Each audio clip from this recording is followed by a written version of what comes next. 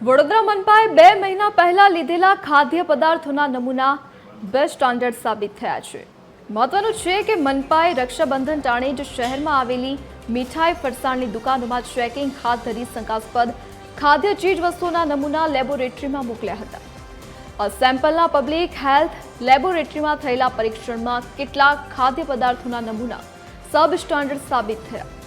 શહેરની હનુરામ ફૂડ્સ, જગદીશ ફરસાણ, ગ્વાલિયા સ્વીટ્સ, કલાપી ફરસાણ, ગુપ્તા સ્વીટ્સ, ગાયત્રી ખમણ તેમજ પ્રખ્યાત દુલીરામ પેંડાવાળા સહિત 28 ઉત્પાદકો તેના ખાદ્ય પદાર્થોની ગુણવત્તા જાળવતા ન હોવાનું સામે આવ્યું છે।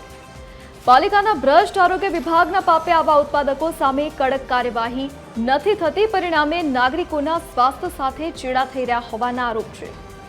ઉલ્લેખનીય છે કે 2 મહિના બાદ ખાદ્ય પદાર્થોના સેમ્પલના રિપોર્ટ આવતા આરોગ્ય વિભાગ સામે સવાલો ઊભા થયા છે।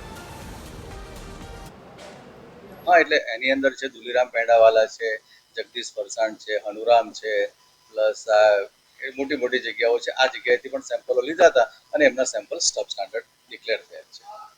એકચ્યુઅલી આ સેમ્પલના રિઝલ્ટ આવી ગયા હતા, નોટિસ તો એમને ઓલરેડી ભજવી જ દીધેલી છે અને એ નોટિસના બેઝ ઉપર હવે એક્ઝિક્યુટિંગ ઓફિસર જે આરએસસીની કોર્ટ હોય છે એ કોર્ટમાં ફૂડ સેફ્ટી ઓફિસર દ્વારા કેસ દાખલ કરવા આવશે। તો જો માણસ જ ન હોય તો ભ્રષ્ટાચાર થવાનું જ છે, પછી આંખ દેખાઈને બધું કરવાનું, બીજું છે શું એની અંદર? બરાબર કે નહીં? કેમ તમે 5 સ્ટારમાં રેડ નથી પાડતા? કેમ મોટી હોટલોમાં રેડ નથી પાડતા? એ તમારા સગા છે? જ્યાં લાગવગ છે ત્યાં ચૂપ છે અને જ્યાં લાગવગ નથી ત્યાં ચેકિંગ થાય છે। જ્યારે જ્યારે મોટા તહેવારો આવે છે ત્યારે વડોદરા મહાનગરપાલિકાનું આરોગ્ય તંત્ર જાગતું હોય છે। હવે સામે દિવાળી જેવો મોટો તહેવાર છે, તે પહેલા આરોગ્ય વિભાગ દ્વારા કામગીરી કરવામાં આવી રહી છે, પરંતુ વડોદરા મહાનગરપાલિકાના આરોગ્ય વિભાગ દ્વારા 2 મહિના પહેલા એટલે કે રક્ષાબંધન ટાણે આ તમામ જે વડોદરા શહેરની મોટી મોટી દુકાનો છે, જાણીતી દુકાનો છે, ત્યાંથી મીઠાઈ અને ફરસાણના નમૂના લેવામાં આવ્યા હતા।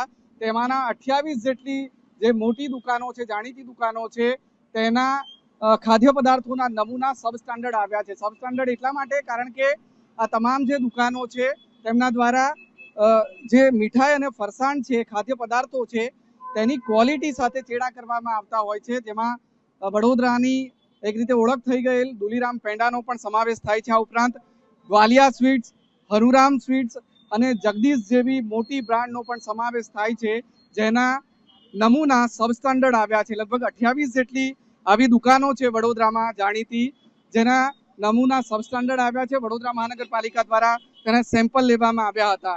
એટલે આ તમામ જાણીતી દુકાનો પણ પોતાની જે સ્વીટ્સ અને ફરસાણ છે તેની ક્વોલિટી સાથે કોમ્પ્રોમાઇઝ કરે છે અને એટલા માટે જ તેમના જે નમૂના લેવામાં આવ્યા હતા તેમાં ક્યાંક ને ક્યાંક ખામી જોવા મળી રહી છે। વડોદરા મહાનગરપાલિકા દ્વારા આ તમામ જે દુકાનો છે તેના સંચાલકોને નોટિસ આપવામાં આવી છે, ક્વોલિટી સુધારવાની તાકીદ કરવામાં આવી છે, પરંતુ શહેરીજનોએ જાણવાની જરૂર છે કે તમે આટલી મોટી બ્રાન્ડ જાણીને જો ત્યાંથી સ્વીટ્સ અને ફરસાણની ખરીદી કરો છો તો તેની ક્વોલિટી સાથે પણ સંચાલકો કોમ્પ્રોમાઇઝ કરે છે અને વડોદરા મહાનગરપાલિકાની કાર્યવાહીમાં તેનો ખુલાસો પણ થઈ ગયો છે। કેમેરામેન જિગ્નેશ સોલંકી સાથે અમિત ઠાકોર, TV 13 ગુજરાતી, વડોદરા।